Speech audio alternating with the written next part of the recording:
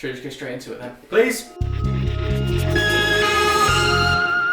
Hello and welcome to the Five Who Fans review of Doctor Who, The Women Who Fell to Earth.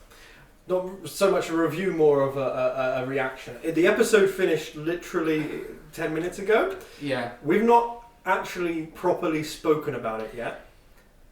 It's been a bit strange because we've been getting the cameras set up and Billy has not allowed us to look on Twitter, talk to people, or even say our opinions yet. Yeah, so it's been a very nervous silence for the last 10 minutes. It's the most awkward silence I've ever had after an episode of Doctor Who. Very tense. So tense. So I'm Billy, this is John, and that's Dan. We're going to be talking about episode 1 of series 11 of Doctor Who. So to start off with, I figured we'd start by just listing how we just feel. What's the immediate reaction in the room here? John, you want to start? You look a bit restless. Definitely different. Closer to Torchwood than I expected, but not in a bad way. Mm-hmm. Much more human. Real people. Real people were in Doctor Who tonight. And I think that's the most alien thing I've ever seen in the show, at the very least in the last 8 years. Dan, your consensus, please.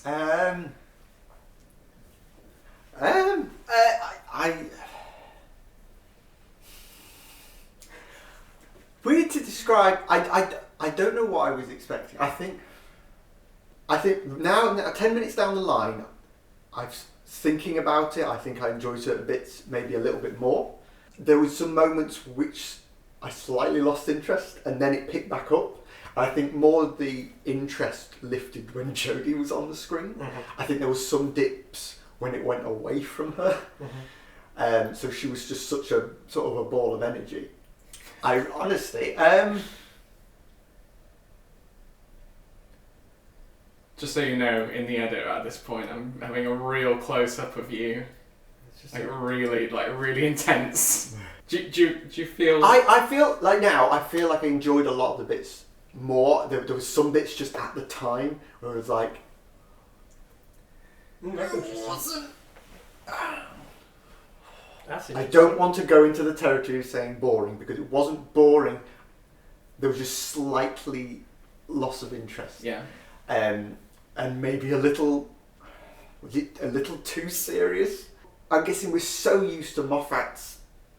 The thing that Moffat does is that, I guess coming into it, it's almost a whiplash. It's a real... we should also say... now, this might be to our detriment, but we, this afternoon, just watched Twice Upon a Time. Yes. And my we God, did. that they are two different shows. 100% unrecognisable from each other. So, I think maybe we shouldn't have watched Twice Upon a Time. Do you think? Yeah. I mean, regardless of what context we were watching, We should never watch it anyway. I agree with that 100%. But I think that really kind of reminded us of the previous era and what Doctor Who was. Doctor Who isn't that anymore. Yeah. Doctor Who is a different beast. So different! Sorry. I thought it was a good episode. I think it wasn't perfect. No. And I have feelings about certain things, which I'm sure we'll get into a bit later. I thought Jodie Whittaker was brilliant. I thought Bradley Walsh made me laugh. Almost every scene he was in, apart from towards the end. Well, it made me cry. For obvious reasons. I think Tosin Cole is great. I think I still need to get to know Yaz a bit more. Yep. But it was very dark. It was much darker than I was expecting it to be, and I was kind of ready to start having fun. And my concern is that spoilers, guys. Let's just the Nan dies. And my concern is that it feels weird ending this on a huge death. Right, so... And my concern is that these characters aren't necessarily going to be having a lot of fun immediately. But then I suppose that's Doctor Who, isn't it? It is at least a week after she's died at this point. Yeah. Because that's how long it takes for a funeral, right? Yeah. And the Doctor's still in those clothes. That's hilarious. The thing is, as the episode was playing out, all I could think was, they're going to kill off the Nan. Do you think? Yeah, I could tell the Nan was dying because she starts to really enjoy the adventure with the Doctor, and Graham is not enjoying it. So it was very clear to me. Well, she's going to have to either she's going to get like mortally wounded, or at the very least put in a coma by these events. So it's going to have to be Graham that ends up going on this adventure unwillingly. Yeah. As that last. That's hilarious. It seems strange because I was like, it's Doctor Who, so I'm expecting death. You know, it's unavoidable. It just feels weird that this is how the series is. Well, it's choosing to start and given that what we've been told. It feels grounded and it's real people. Real. That first scene I loved. It's beautiful. It looked incredible, and I immediately warmed to the character of Ryan. Yeah, he's really endearing. It's grimmer than I expected. Not grimmer, that's wrong. But that's why I say it reminds me of Torchwood. Mm-hmm. The tone of it was people in Sheffield having a horrible day. Instead of Cardiff, it's Sheffield. It looked stunning. Yeah. I know this has been said quite a lot in the last few years. Every time there's like an upgrade of any kind, or they get a new director in. Yeah. But honestly, it's true. Once again, Doctor Who has never looked this good. This is truly a huge departure. Like, even down to the way that episode played out on the BBC. I don't know about other countries, but it started off with just the BBC logo. And the second that started, I was like, oh, this is serious. Like, this is more serious than I'm ready for. And then at the end, they didn't even talk over the credits. Yeah. There was no announcer over any of it. I didn't notice. I was too busy trying to hear the theme. I think we would have been furious if we hadn't heard the theme. If the announcer had just spoken over it. So let's just talk about Jodie then. Can we talk about Jodie Whittaker? Let's talk about Jodie Whittaker. 13th Doctor. So the gender thing. It's one line of dialogue. Yeah, and it's two. There's another joke, which is it's been a long time since I've bought women's clothes. Yeah. I think like honestly, it's not something that you think about. No. It wasn't an issue for me. I don't know whether it's just because I've had years to get used to the idea of Jodie Whittaker as the Doctor, but I honestly didn't think about it. It becomes irrelevant. It's more about her just getting used to her new body, like that bit where she's like, these legs were definitely longer. Yeah. And I want to, you might want to cut this out, it's up to you. I want to talk about the bad guy a second, because he's not a white man. He's not got anything on apart from just this hunt. It's very much Aliens versus Predator. And so it's quite interesting. So I just want to head this argument off the past that she's just down and like dissing men all the time, because she's really like she's on Ryan's side for a lot of that episode. Yeah. And just the bad guy was, as we were told, it's a fairly, I don't know, he seems pretty intimidating. I think he will scare children. He's going to come and steal your teeth. Yes, on your face. He'll scare children and adults. Yeah. Yes. Yeah, I think that was your reaction when he pulls off the mask for the first time. Like, oh my god! I actually said, what the f***? Because I was not expecting that, which is, but I shouldn't be able to expect Doctor Who. No. It really caught me off guard many times, but the more I think about it, the more I'm going to double down on that stuff as that's what it needed to do. Mm-hmm. And I think there's going to be so many people who tuned in who, like, not even the TARDIS was in that episode. Did we miss it?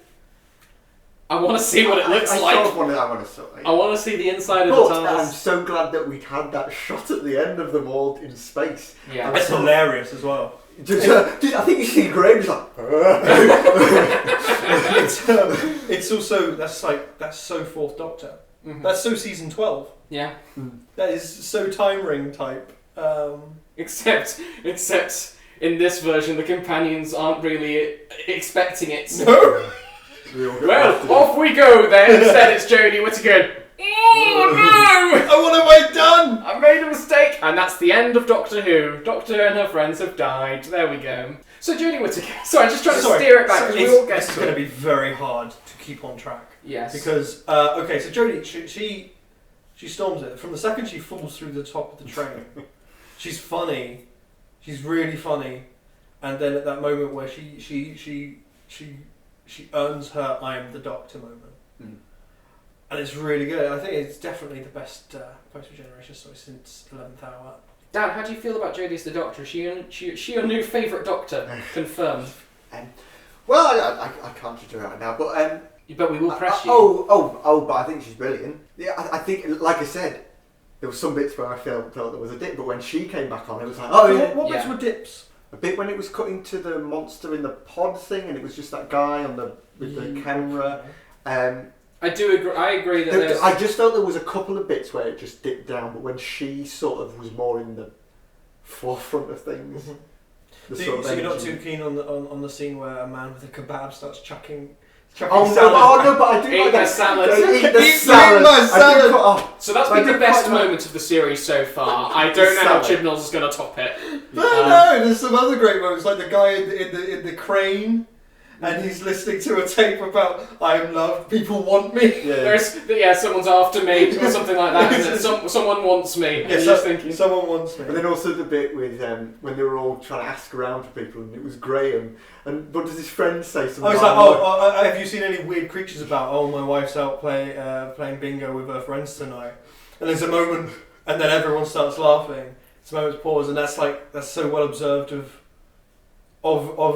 like men of like. And Bradley Walsall hesitating before joining. But it's almost like he realises like. He's really good in this. It's really hard because obviously the latter half of the episode was full of a lot of stuff. It got very high octane. It's so weird. I'm trying to describe the show as well in my head because I'm going for broader strokes. Because really, at the end of the day, Jodie is great, and I don't think we had any doubt about it. No, I think she knocks it out of the park. Arguably, the start is a little meandering, but it's definitely going somewhere with it. It's not like Deep Breath, where there is just a scene of Strax throwing a newspaper at Clara for no reason. It establishes the TARDIS is there. The following scene, nothing is established in it. Yeah. I think we need to rewatch it and just ensure that every scene does drive the story forward, because it does feel like that. It feels like it is, apart from most dances, the guy with the pod. But I would say those moments are there to help. It's kind of a cheap thing in a way to do, but it's there to split up scenes with the Doctor so we can cut back and she's built. And I absolutely get bored. I mean, I don't know how. I've got to be honest. I don't know how you can get bored because it felt like they were only there for 30 seconds tops at each point, and then they were back. Yeah, Dan. No, it's not an attack. It's like they were only there. They were not there for a minute at a time, or even if they were, it was that first time and that was it. So I don't know what was particularly boring about it. I think I'm really because there's certain bits I just can't remember. I'm trying to remember how all the scenes connected. I think I need to rewatch it because I remember. So the scene where Jodie. Sorry, Who's 13. Yeah, 13. She's with the gang, and then she finally confronts the robot guy. That scene, I sort of felt quite excited again. And then, but before that, I don't know what was happening before that, but I felt just a bit of like, could we just get on with it? Get on with it. Is it fun enough? I'm trying to think. Was this episode fun enough? I'm trying to think. Will the family audience really, really enjoy this episode, or was it just a bit too slow? I think the start is the place where it's because it starts. It's really not as in it takes its time.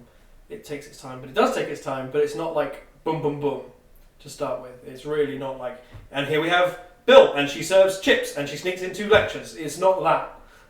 It's not that kind of quick. I was enjoying getting to know those characters and investing in them. Learning more about them and just having time with them. I get the nerve there is. Yeah, when's something going to happen? But it kind of happens quickly. It's hard to say. Obviously, we were going to sit through it because we're Doctor Who fans, but. Will the casual viewers sit there for 5 minutes while Ryan learns to ride a bike? But there were slow scenes in my memory. I've only seen it once, and a long time ago, the first series of Broadchurch, there were slow scenes. My concern is that it might be a little bit too dark. But like I say, like I'm thinking back, Rose was pretty dark. People died there. Yeah, You know, even Deep Breath was dark, but more silly as well. So this is definitely the biggest tonal shift we've had. I honestly, I have no idea. So time will tell. That, like I said, like we were saying earlier, we've not looked on Twitter. We don't know what anyone else makes of it. We don't know whether it's a universal hatred. We're the only 3 people in this living room that are in the world that liked it. I don't know. We know one other person's opinion, and that's my dad. Yeah. 'Cause my dad sent me a text, and my dad, being worse dyslexic than me, doesn't send texts with words. He sends emojis. So all I got, like a minute after the episode finished, was thumbs up, fireworks emoji,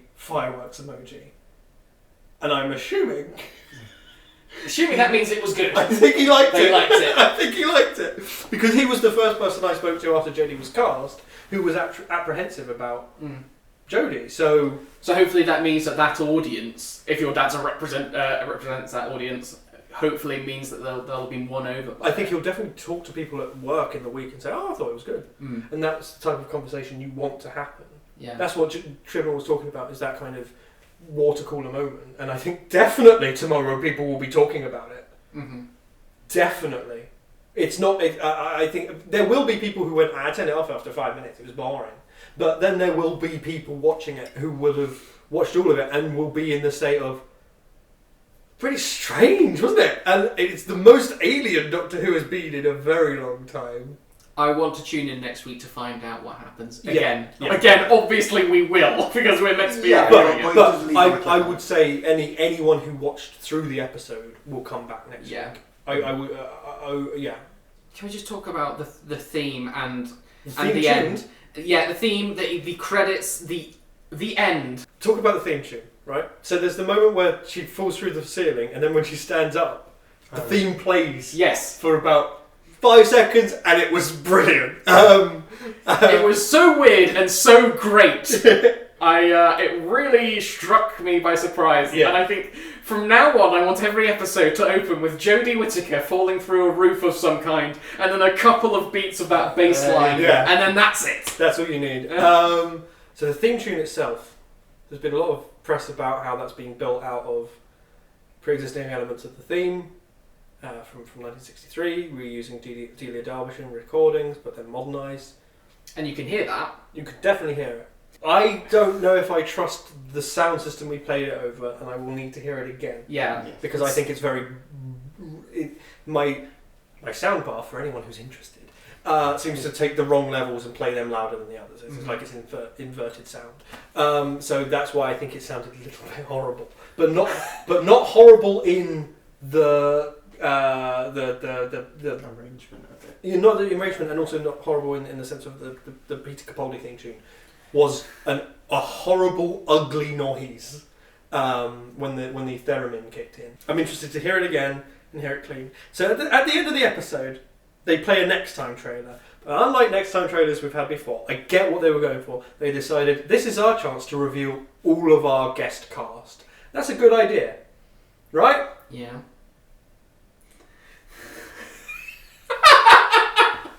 I felt like I was watching like the beginning of like an award show, or like a chat show. Like tonight, tomorrow on Doctor Who, we'll be having.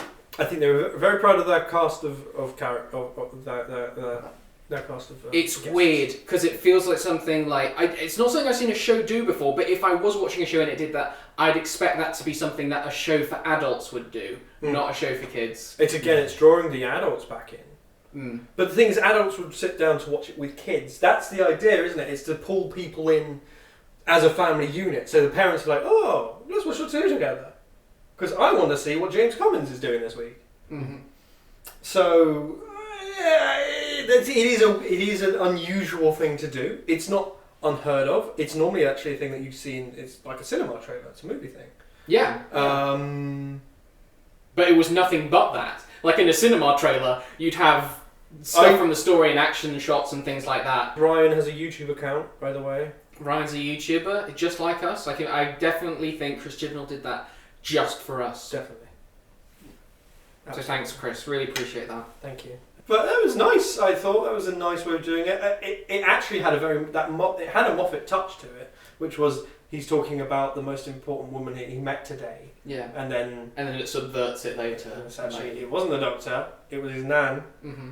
You learn a lot about those characters in those moments. The only character we don't know a lot about is Yaz, Yeah. but I will be shocked if we don't learn about her next week. Mm-hmm. I really, yeah.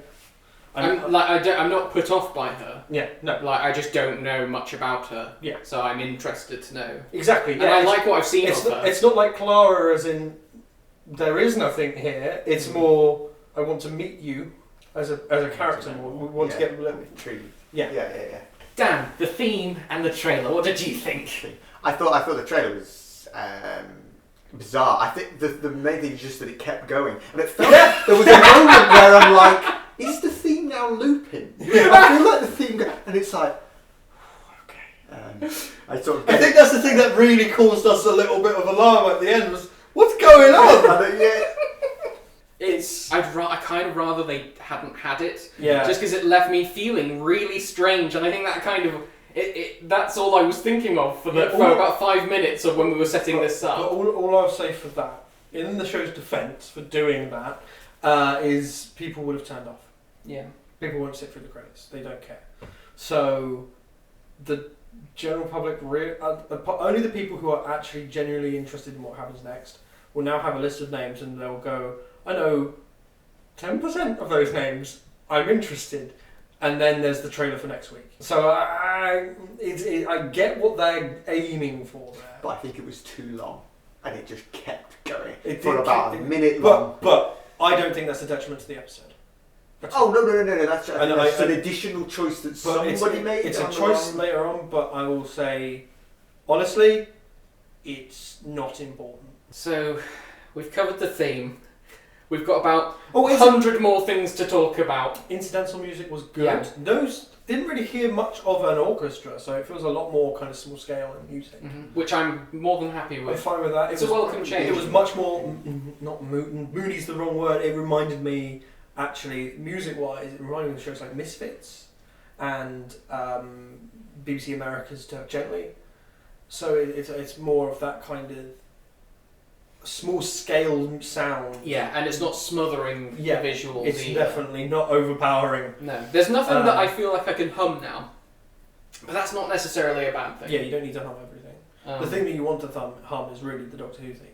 Yes. There was some interesting. I feel There were and even- motifs. like I think when the Doctor's like Making saving her the day, I feel like there was something there. There was Yeah. like a couple of ones which were a bit more like uplifting, which sounded really nice. I'm just thinking about the moment where she, there's the teeth man, Mr. Teeth. Mr. Teeth. She activates the DNA bomb, so he starts to kind of leak.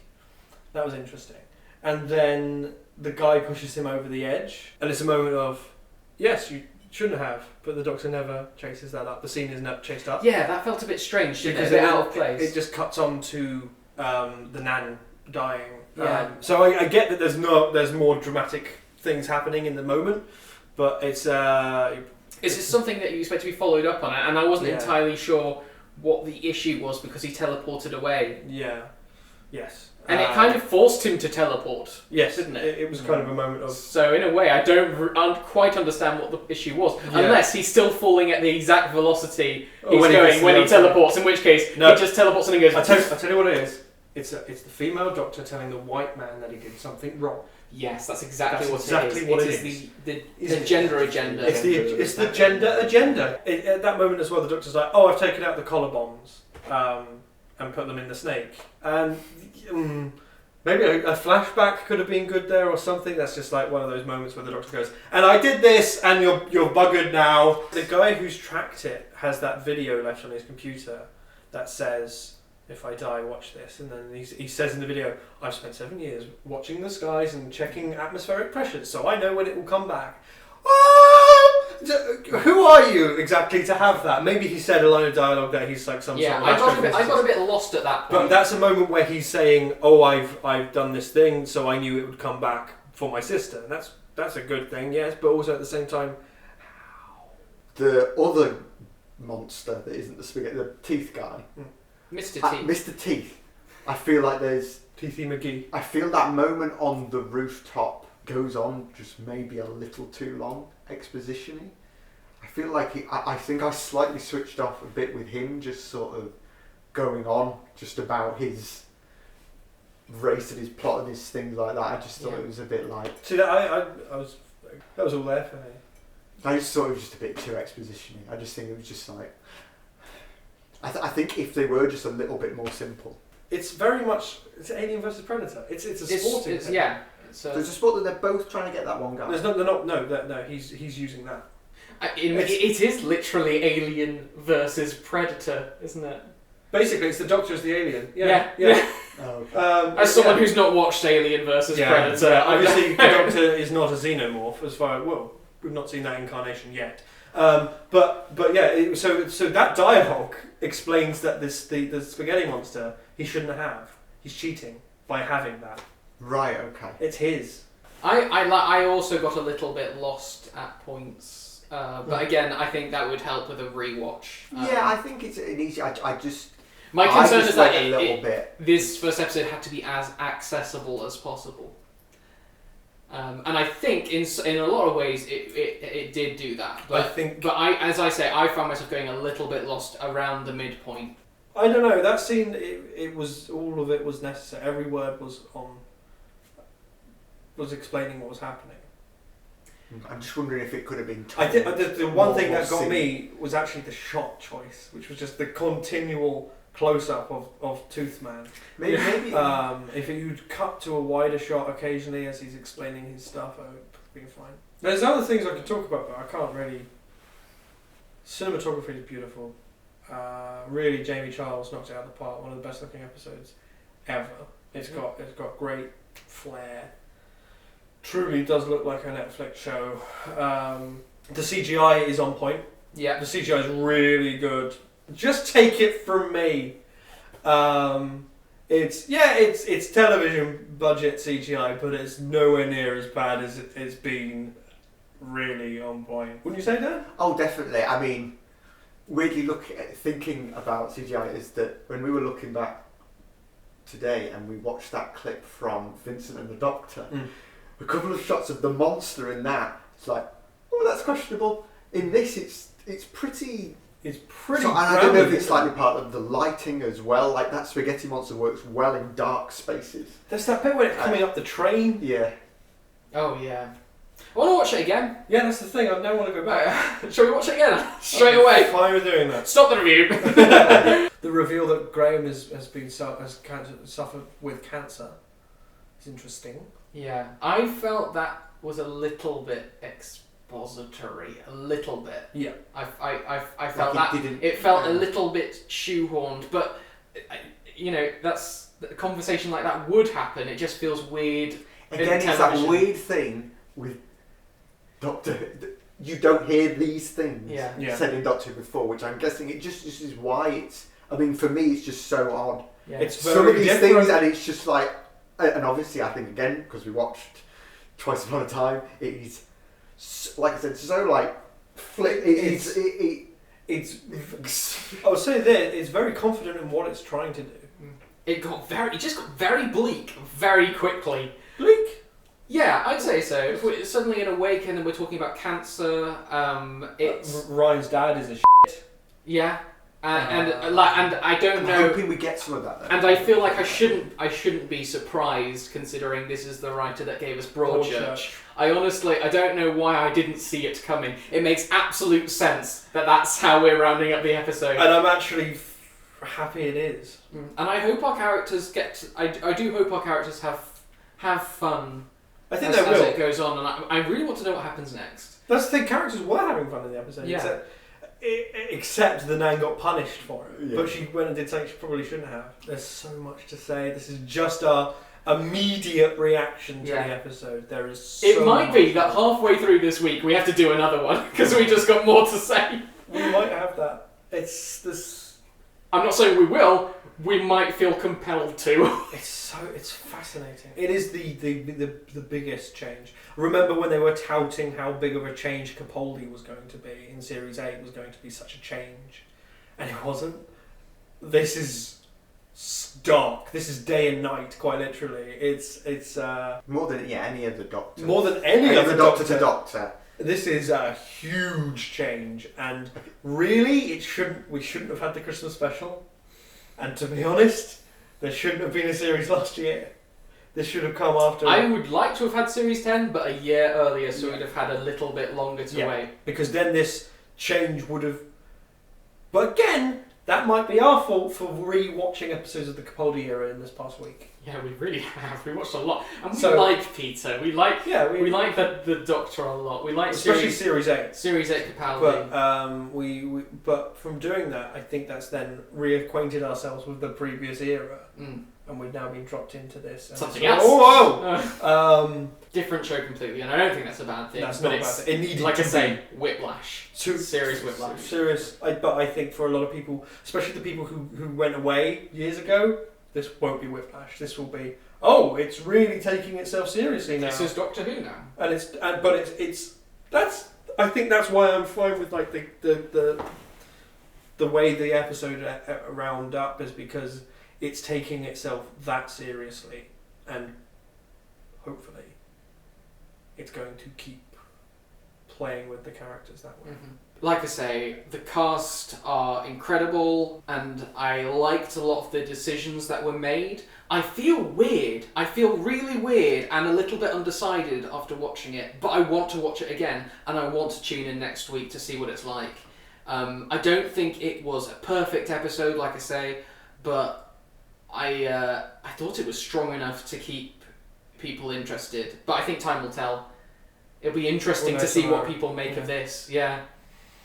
That's all I've got to say at this point, really. Yeah. Like, I just feel really strange. It'll be interesting as well to cover how we feel as the series goes on. I would say I don't think the show has had such a huge shock to the system like this since 2005. It's that level of change. I think. Again, I think it needs another rewatch. Like soon, and maybe a couple. Soon? I think soon. Soon? And I maybe- think the next hour? The next hour. Sorry. I think for me, once we get a couple of episodes down the line, I think even by next episode, just that sort of like, okay, now I get what's happening now. Yeah. Because it was just such a bang of a sort of change. It's that confident. I mean, I'm so happy we start with people, just normal people. Yeah. And I because it's that thing of it's the way the audience sort of comes into It it. allowed me to get invested. I felt emotionally invested. Like you were saying, that scene with Ryan going back to the hill after his nap, I was teary-eyed at that. Yeah. I thought it was a really powerful scene. That's really well done.